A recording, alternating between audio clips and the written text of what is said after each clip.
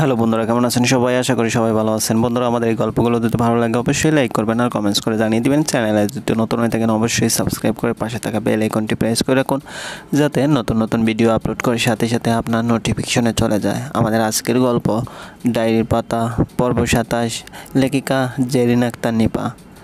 আপু, তাহলে আমাদের বোন না? সন্ধ্যা মাথা হাত দিয়ে ধপ করে নিচে বসে পড়ল। তনা এসব শুনে হতভম্ব হয়ে আছে। কেউ কোনোদিন ভাবতে পারেনি সাজের এত ভয়ঙ্কর একটা অতীত আছে। সাজ কি এসব আগে থেকেই জানতো? আর তার জন্য কি সাজ সবসময় চুপচাপ থাকতো, নিজেকে সবার থেকে আলাদা করে রাখতো? শুভ থমথমে গলায় বলল, এসবে সাজের কোনো দোষ ছিল না। ও নিজেও তখন অনেক ছোট ছিল। ওর বাবা নামের ওই পশুটা সাজের সাথেও অন্যায় করেছে। আপনি তো পারতেন ওকে বাবার ভালোবাসা দিতে, কিন্তু আপনি কখনো তা করেননি। সব সময় এসবের জন্য ওকে দোষে এসেছেন। ওর বাবার অন্যায়ের শাস্তি প্রতি মুহূর্তে ওকে দিয়ে এসেছেন। কোনোদিনও ভালো করে ওর সাথে একটা কথাও বলেননি। মা তো কখনো আমাকে সৎ ছেলে মনে করেননি। প্রয়োজনের থেকে বেশি ভালোবেসেছে মা আমাকে। আর আপনি সাজকে সব সময় সৎ মনে করেছেন। সন্ধ্যা আর সাজের মাঝে ছোট থেকেই পার্থক্য করেছেন। আলম হোসেন কিছু বলছেন না। আজ এত বছর পর শুভর এসব কথা শুনে ওনার কি কিছুটা হলেও অনুতাপ হচ্ছে না? সাজও আর বাকি সবার মতোই ছিল। ছোট থেকেই আলম হোসেনকে নিজের বাবা মনে করে এসেছিল। প্রত্যেকটা মেয়ের মতোই সেও তার বাবাকে অনেক ভালোবাসতো। স্কুলে কিছু একটা হলে বাসায় এসে দৌড়ে সবার আগে বাবার কাছে যেত। সাজের 3 বছরের ছোট সন্ধ্যা, বাবা মা ভাই বোন সবাইকে নিয়ে সাজ খুব ভালোই ছিল। কিন্তু আলম হোসেন সাজকে দেখলে ভালো থাকতে পারতো না। সাজের মুখে বাবার ডাক শুনলেই সাজ্জাদ হোসেনের কথা মনে হয়ে যেত। বন্ধু হয়েও সাজ্জাদ হোসেন আলম হোসেনের উপর একটা নোংরা অপবাদ দিয়েছে। সাজকে দেখলেই ওই দিনের অপমানের কথা মনে পড়ে যেত। সাজ যখন ক্লাস 7-এ পড়ে তখন সে নিজের সত্যটা জানতে পারে। ছোট থেকেই তার বাবা তার সাথে তেমন কথা বলতো না, সন্ধ্যার মতো আদর করতো না। এটা নিয়ে তার কোনো ভ্রুক্ষেপ ছিল না। কিন্তু সব কিছু জানার পর সাজ নিজেকে সবার থেকে দূরে সরিয়ে নিতে চেষ্টা করে। বাবার সামনে যায় না, নিজে থেকে বাবার সাথে কথাও বলতে যায় না। সাজ জানে তার বাবা তাকে দেখতে চায় না। এই নিয়ে শুভরও তার বাবার সাথে দূরত্ব বাড়তে থাকে। নিজের চোখের সামনে সাজের অবহেলা শুভ সহ্য করতে পারে না। এসবে সাজের বা কারোরই কোনো হাত নেই। রোকেয়া বেগম যদি শুভকে নিজের ছেলে মনে করে ভালোবাসতে পারেন, তাহলে আলম হোসেন কেন সাজকে নিজের মেয়ে মনে করতে পারবেন না? উনি কেন সাজকে অপছন্দ করবে? সাজ আপনার চোখের সামনে থাকলে যদি আপনার অসুবিধা হয়, তাহলে আমি সাজকে নিয়ে এই বাড়ি থেকে চলে যাব। আমার সামনে আমার বোন কষ্ট পাবে, এটা আমি হতে দিতে পারবো না। তুমি এই বাড়ি ছেড়ে চলে যাওয়ার কথা বলছো? হ্যাঁ, আপনি আজ যা করেছেন তার জন্য আমি কোনো দিন আপনাকে ক্ষমা করতে পারবো না। আজকের পর থেকে এই নিয়ে আর একটা কথা হলেও আমি আর এই বাড়িতে থাকবো না। সাজ তনাকে নিয়ে চলে যাব এ বাড়ি থেকে। শুভ কাউকে কিছু না বলে রাতের বেলায় বাড়ি থেকে বের হয়ে গেল। তনা শুভকে কিছু জিজ্ঞেস করলো না, শুভকে আটকালোও না। আলম হোসেন নিজের ঘরে গিয়ে দরজা লাগিয়ে দিল। সন্ধ্যা এখনও নিচে বসে কাঁদছে। সাজকে দেখে সন্ধ্যা কখনো ভাবতে পারেনি সাজের ভিতরে এতটা কষ্ট চাপা আছে। সন্ধ্যা আরও সাজকে হিংসে করেছে। শুভ কেন তাকে কম ভালোবাসে? সাজকে কেন তার থেকে বেশি ভালোবাসে? রোকেয়া বেগম শুধু নীরবে কেঁদে যাচ্ছে। রাতে কেউ খেলো না। তনা সন্ধ্যাকে জোর করে তুলে রুমে নিয়ে গেছে। শুভ রাতে বাসায় ফিরেনি। তনা সারা রাত শুভর অপেক্ষায় বসেছিল। একটুও ঘুমাতে পারেনি রাতে। এদিকে তীব্র সাজকে ফোনে না পেয়ে অস্থির হয়ে উঠেছে। সাজের কি হয়েছে তা দেখার জন্য বাসায়ও আসতে পারছে না, কারণ আজই সাজকে নিয়ে শুভর সাথে তার ঝগড়া হয়েছে। শুভ কেন এমন করছে? কেন ওদের সম্পর্কটা মেনে নিচ্ছে না? শুভ তো তীব্রকে ছোট থেকেই চেনে। তীব্র কেমন তাও জানে, তারপরও কেন শুভ এমন করছে? তীব্র তো তার জীবন দিয়ে হলেও সাজকে সুখে রাখবে। শুভ কিছু ভেবে না পেয়ে তনার কাছে ফোন দিল। তনা, সাজ কোথায়? কী হয়েছে ওর? শ্বাস ঠিক আছে তো? তীব্র, শান্ত হও তুমি। শান্ত হব কীভাবে তনা? শ্বাস কাল থেকে আমার ফোন তুলছে না, আমার সাথে কথা হয়নি ওর। ফোন তুলছে না, মেসেজে রিপ্লাই দিচ্ছে না। সাজ কি ঠিক আছে? ওর কি কিছু হয়েছে তো না? সত্যি করে বলো তো না প্লিজ। সাজের কিছুই হয়নি, ও একদম ঠিক আছে। ঠিক আছে তাহলে ওর আমার ফোন তুলছে না কেন? তুমি তো জানোই তীব্র সাজ ফোন তেমন নিজের কাছে রাখে না। দেখলো ফোন হয়তো কোথাও সাইলেন্ট হয়ে পড়ে আছে, আর ওর সেদিকে কোনো খেয়ালই নেই। আমি ওকে বলছি তোমাকে কল দিতে। আচ্ছা একটু তাড়াতাড়ি বলো। আমার কেমন যেন লাগছে, মনে হচ্ছে শ্বাস ঠিক নেই। শুধু শুধু উল্টোপাল্টা ভাববে না তীব্র। আচ্ছা তাহলে এখন রাখি। তনা একটু শোনো। হ্যাঁ বলো। শুভ কোথায়? শুভ ঠিক আছে? তনা মনে মনে ভাবছে তীব্র কি কিছু আন্দাজ করতে পারছে নাকি। শুভ কি তীব্রর কাছে গেছে, তাই তীব্র এসব জিজ্ঞেস করছে? শুভ বাসায় নেই। কোথায় গেছে? জানি না তীব্র, বলে যায়নি। শুভর একটু খেয়াল রেখো। রাখি তাহলে। তীব্র ফোন কেটে দিল। তনা ভাবছে তীব্র শুভর খেয়াল রাখতে বলল কেন? কোথায় আছে শুভ? রাতেও বাসায় ফিরেনি। এখন সত্যি সত্যিই তনার শুভর জন্য ভয় লাগছে। বাড়ির পরিবেশ এখনও ঠিক হয়নি। সকালেও কেউ খায়নি। তনা আলম হোসেনের রুমে সকালে খাবার দিয়ে এসেছে।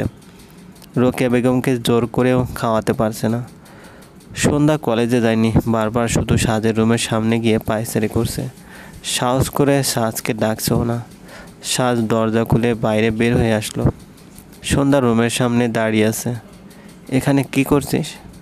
কলেজে যাবি না? সাজ খুব স্বাভাবিকভাবে সন্ধ্যার সাথে কথা বলছে। প্রতিদিন যেমন আচরণ করে আজও ঠিক তেমনটাই করছে। শুধু আজ সাজের চোখ মুখ অনেক ফোলা, আর চোখ লাল হয়ে আছে। আজ কলেজে যাব না আপু। ও, খেয়েছিস?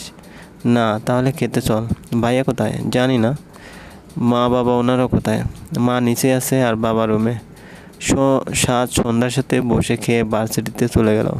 খাওয়ার সময় সন্ধ্যা বারবার সাজকে দেখেছে।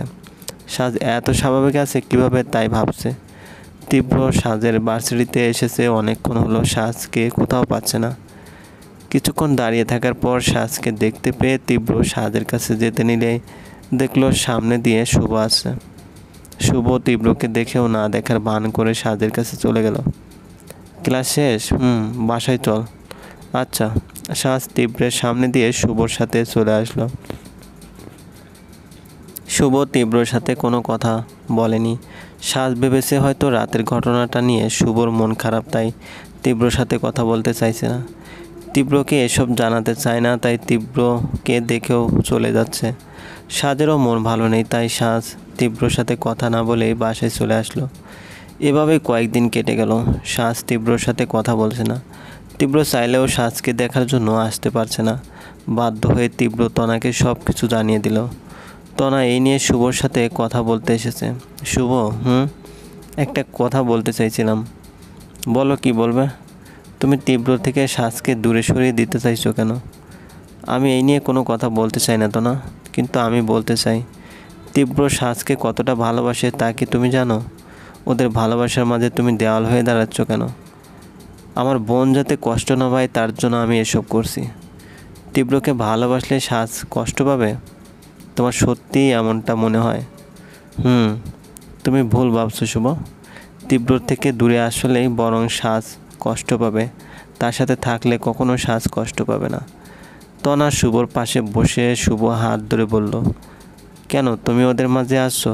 তুমি তো তীব্রকে খুব ভালো করেই জানো। তীব্র অন্য সবার মতো না। আমি চাই না তনা তীব্রর সাথে আমার সম্পর্ক খারাপ হোক। আমি জানি তীব্র খুব ভালো ছেলে, তারপর আমি তীব্রর হাতে সাজকে তুলে দিতে পারবো না। কখনো যদি তীব্র সাজকে কষ্ট দেয় আমি তা বলতেও পারবো না, আর সইতেও পারবো না। সাজের জীবনে এমনিতেই অনেক কিছু ঘটে গেছে, আমি চাই না আমার বোনের সাথে আর খারাপ কিছু হোক।